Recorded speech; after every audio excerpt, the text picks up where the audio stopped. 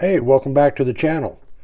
Today let's take a closer look at the Smith Wesson Model 29 Lew Horton edition.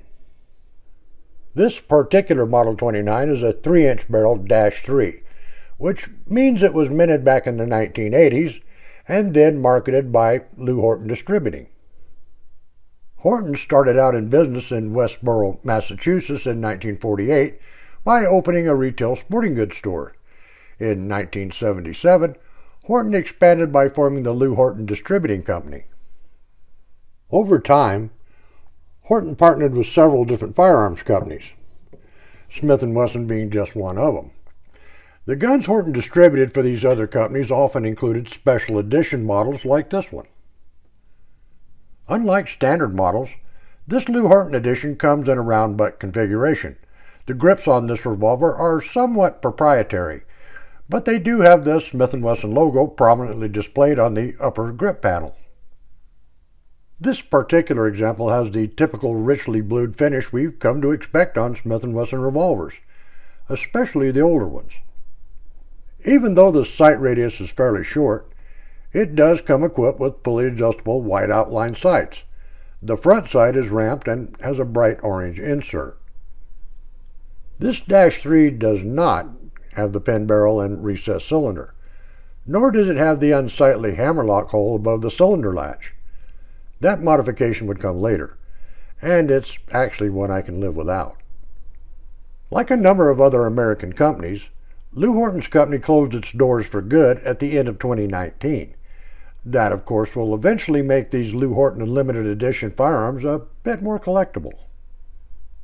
If you needed a revolver with this much power in a compact package, this Lew Horton edition Model 29 would be right up your alley.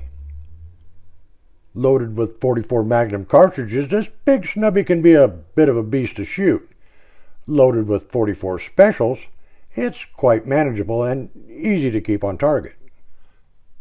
As far as Smith Wesson snubbies go, it's pretty hard not to notice the difference in size when comparing this J-frame revolver to the larger N-frame.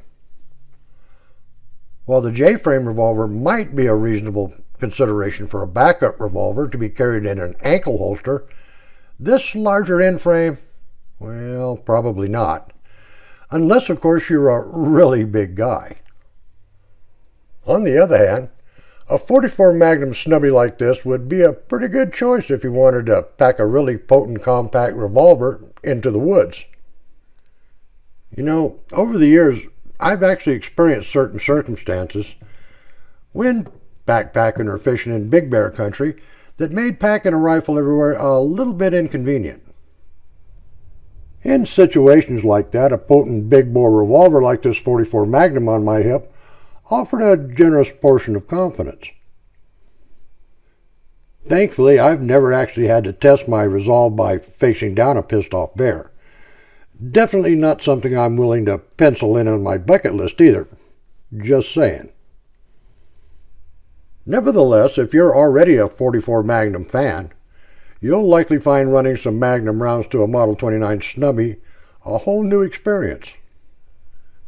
Anyway, I hope you enjoyed taking a closer look at the Lew Horton limited edition Model 29 snubby. Always a pleasure seeing you guys here. So until next time, practice often, shoot straight, and thanks for stopping by.